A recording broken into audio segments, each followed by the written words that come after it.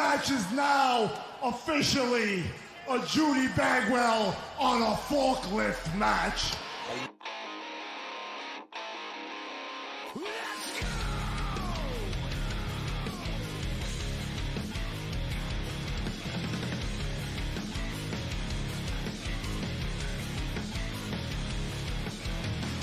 Broken, thankless, push you down, open. Do you want to hear the biggest line of bullshit I've ever heard out of something? And I quote, this is from a PlayStation blog. Since Dynasty Warriors 2, the original Dynasty Warriors was a fighting game. True story. Yes. The roots of this series have always been based around the sense of realism on the battlefield. I don't need to read the rest of the quote because that's a lie. Hi, I'm Ethan. Ethan James, the Hoochie Daddy, even. However, you're not going to see the Hoochie Daddy tomorrow night. You're just getting regular old Ethan James. And more importantly, you're getting this gentleman beside me, PK. Why am I more important? Because you just are. It's whatever. We have a big show coming up tomorrow night. For all those who don't know, we didn't want to run long today. I had been streaming for 5 hours earlier. You can go over to my Twitch channel and check that shit out.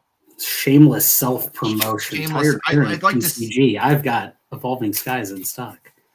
So we're going to keep today's show very short, very sweet, and to the point. We might discuss one other topic other than this, but that's going to be about it tonight. Tomorrow night, as every rose has its thorns, May 31st, 6:45 doors, 7:30 bells. Front row tickets, $20, 15 general admission. Can be even cheaper if you reach out to our good friend Tango Jones. Yep. All right. Talked about the show. No, I'm kidding. Tomorrow night's show is all about the fine women that you've seen on that card. They are all very talented athletes in their own right, and they are looking forward to putting on the best show possible for your entertainment, but also the little frustration out because, these ladies like to kick ass. They do. And they kick so much ass. I did get word today that there was a new addition to the show. I got it. Well, I got to get the message because I made a stupid post last week. It's not really stupid. It's going to benefit everyone involved so much. But my inbox is just filled with bans right now. Kenzie Black will be making her debut tomorrow night. Hey. So there you go. Reported by Rachel, Triple Rach, the owner of Divine Women's Wrestling, Divine Pro Wrestling. Kenzie Black will be making her Divine Pro Wrestling debut tomorrow night. Awesome. Also, you are esteemed hosts. They don't matter. Jeremiah Goldmain, Ethan James will be hosting. Yep, I bought a suit. Mm-hmm. And the pants have legs. Now let's kick this. Oh, shit. We've already gone through editing projects on the other monitor that I've been working on today. A match I'm truly excited for. Two of my favorites going today. We have Rory Shield versus Ricky Morris. Now, Rory Shield is coming off of an injury.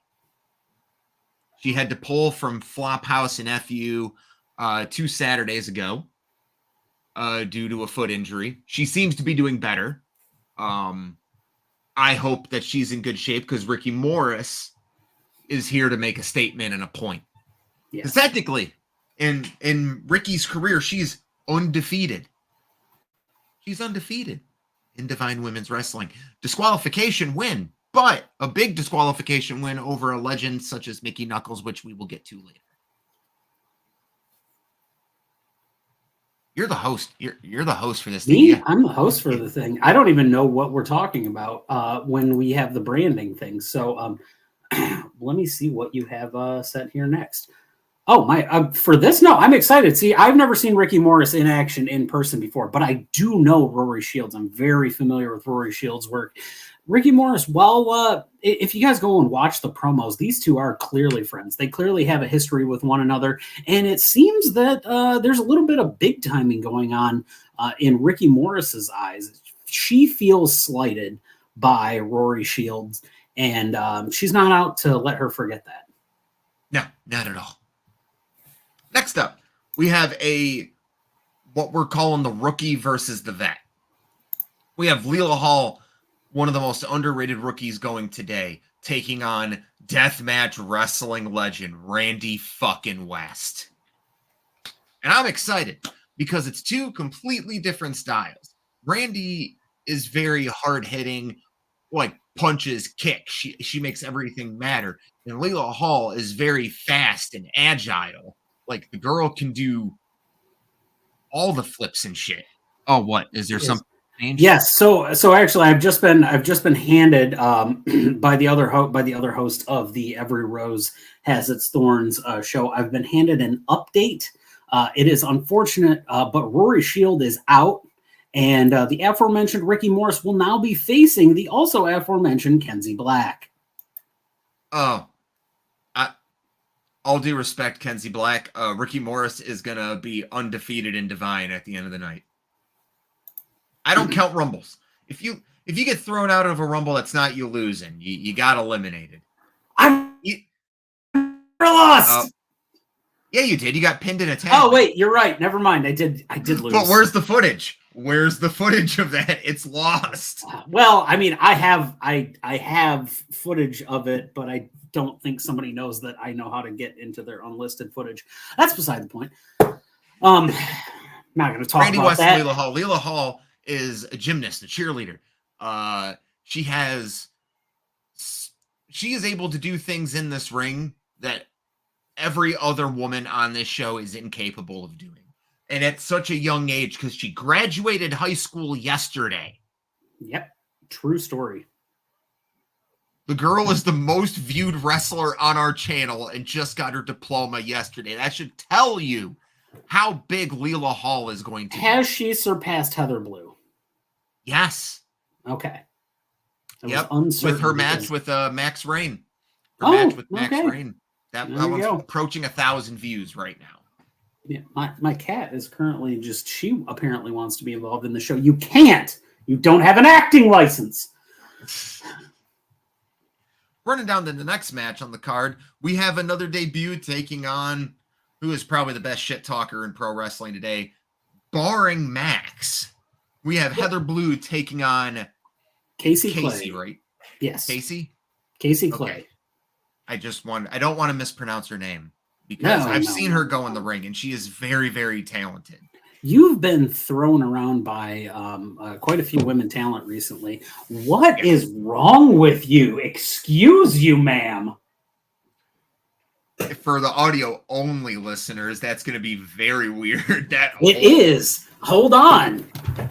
It's going to be even weirder for the audio only listeners. What is going on with you? Why are you so badly? Good Lord.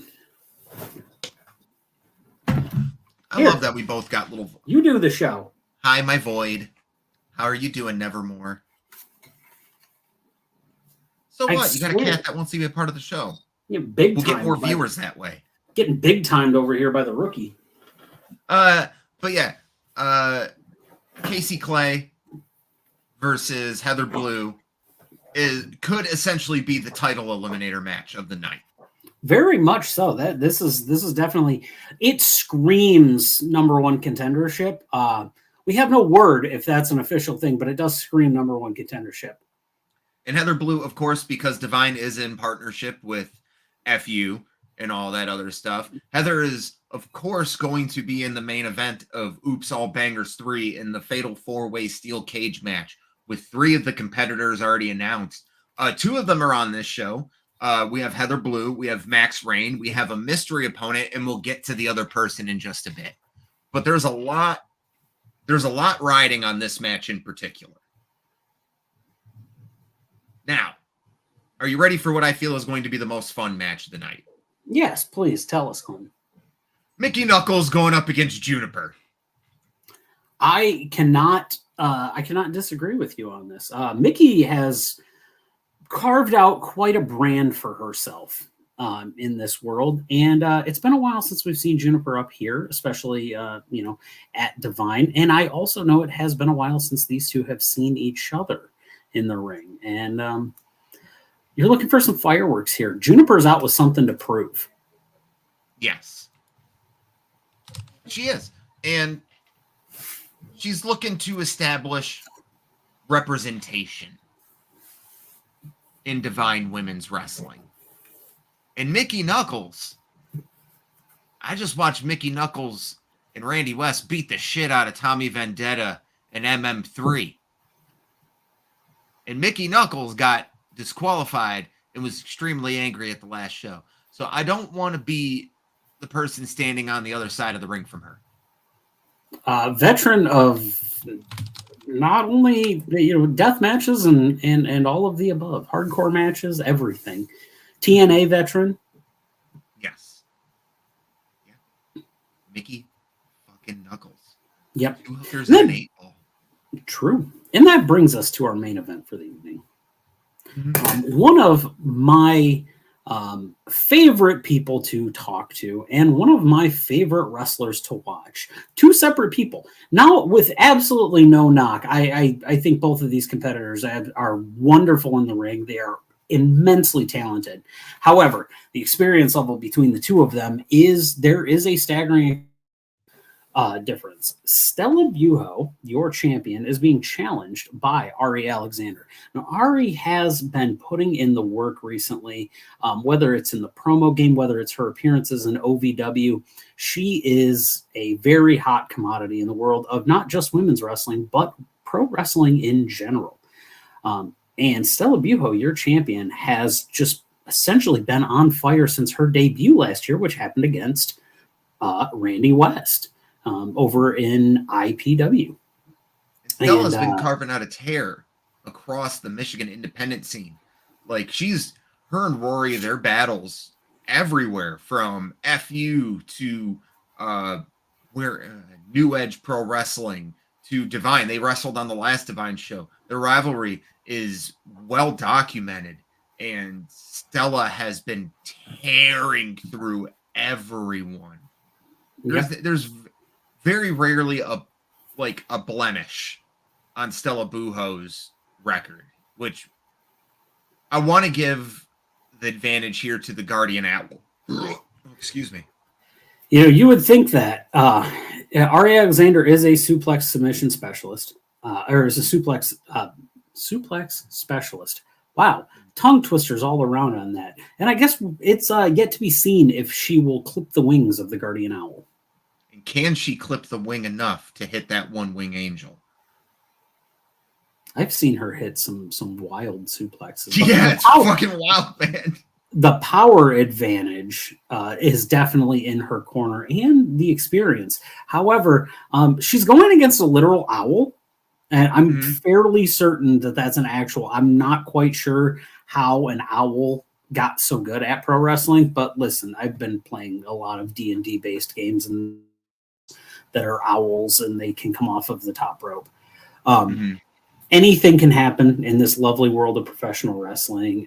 And the one thing that I can guarantee you is going to happen tomorrow night is that this card, while it may seem small with 5 matches, each and every single one of these matches is going to have these competitors going at 100%. They are going to give it their all, and they are going to leave it in that ring. And if you are in the Southeast Michigan area, do not miss this event. No, don't miss it at all. Once again, it's going to be at the Elk Lodge in Livonia, Michigan. It's a must-see event each year. Each time it comes around. The last time, I still stand behind, that is one of the top 3 shows of the year so far. It would be number 1 if FU's The Uncanny Booked wasn't the best card I've ever seen live. A card so good, I didn't film shit. Except the main event, because I wasn't. What the hell is on your shirt? It's when I went Costa to Mexico. Maya. Okay. Yeah. I was unsure of what it was. I was like, that's very much not Jack Daniels, but okay. Now, since we kind of wrapped up the preview show in about 15 minutes, there was one thing I wanted to discuss that we can probably knock out in the next 10 minutes, and that's Jordan Grace is wrestling in NXT. She has a match scheduled for next Tuesday. And against Stevie Turner. Yep, and she will be wrestling Roxanne Perez for the NXT Women's Championship at Battleground. And ever since that, and on top of the Ethan Page shit, this lit a question to me and Ethan in the chat today. What's that going to mean for all these TNA guys who are wrestling on the indies? Is this going to impact their ability to take bookings?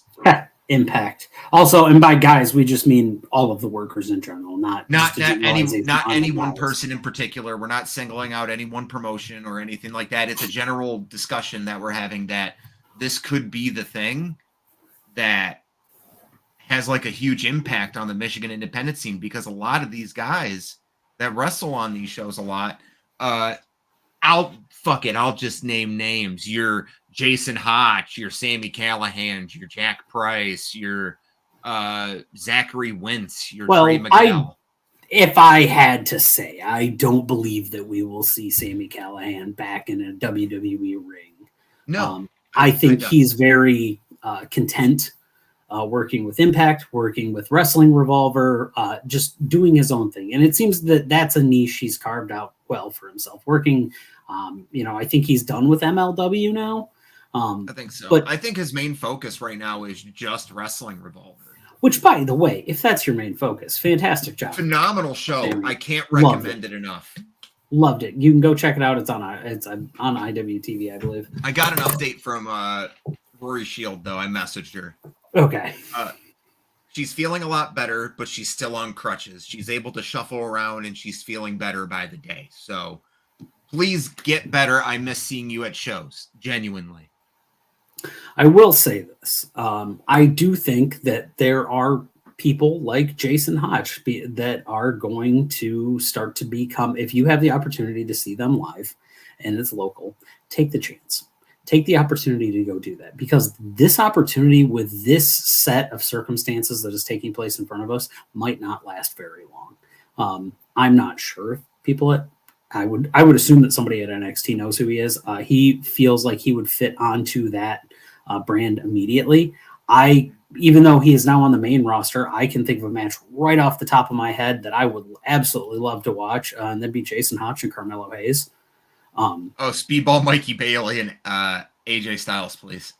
And see, that's the thing that is, been mentioned but not really talked about is, okay, so how does this partnership go the other way? Because there is, at some point, has to be some give and take. Now, maybe that's monetary. Maybe there's monetary support coming from TKO, WWE, whatever you want, towards Impact. But you would think that they want to pop the ratings a little bit. They want to bring talent over to do that. And we know AJ Styles is like the big one. Like, let's see AJ in a ring again. TNA's got somebody on their roster that's a former WWE guy that's kind of interesting that he's there and now this partnership is happening. A former NXT champion, actually. Yeah, so there's obviously a lot of parallels that you can do now. Obviously, Wes Lee can head over to TNA and reform the Rascals for a few nights. Yeah, absolutely. Of course, as you see right now, we have the women's champion going up. We have both women's champions of the companies facing off for one collective, for essentially for Jordan Grace to become a dual champion of two companies, something that is WWE wise has never happened before. There has never been a time where their championship was held by a person in another company. We are in unprecedented territory here. Well, this isn't like AEW. No. Depending on if we want to talk about Alundra Blaze / Medusa when she took the women's belt and dropped it in the trash can, now that is technically. You see, what I'm talking about here is a woman holding her company's championship while holding another company's championship at the same time simultaneously. She showed up and dropped a belt in the trash can, man. Not WWE ECW. No, none of that shit. Like this is and like exactly what does this mean? fuck, we could get Trick, like right now we got Trick Williams going up against Ethan Page. That's going to be fucking bomb. But we could also see someone like Moose. Moose could come over. But this you can't tell me seeing Moose. I mean, I'm not. And with NXT running a PLE every month, TNA does the same. That's 2 Saturdays a month that are taken up. That leaves little to no wiggle room for a lot of these guys to come wrestle over in the Michigan Independence again, or Independence anywhere. I know we're a local podcast, allegedly, and anywhere. If you're our friends over at Wrestle Talk Wolfpack, if you're Thorny that lives in Florida, if you're Mike that lives in Seattle or in the Washington area, Tacoma area, if you are, our friends in Texas, does not matter where, our friends in England that watch this show, go see your favorite wrestlers if you have the opportunity to. 1, because why the fuck not? 2, you might not have that opportunity. Nope. I'm glad I got to go record Chris Sabin versus Jason Hotz when I did, because I might not get that opportunity again. That's about it too. Well, we said we were going to wrap this up around the 20-minute mark. Ethan's got to go play Cat Quest 2 with his wife. And I'm going to go wait for my girl to get home. Go out and support the women tomorrow. We're going to make sure this is on for the rest of the show until we sign off. Go out, support the women. Go out and support every single fucking one of them, knowing that they have come out and supported every other man in every single aspect, one way or another. Come see me do my best job to host and present them in the best light possible. And just come hang out with me. I'll have some weed. That's probably a better sales pitch. Well, on that note, we love you, Judy. We love you, Judy. Have a good night.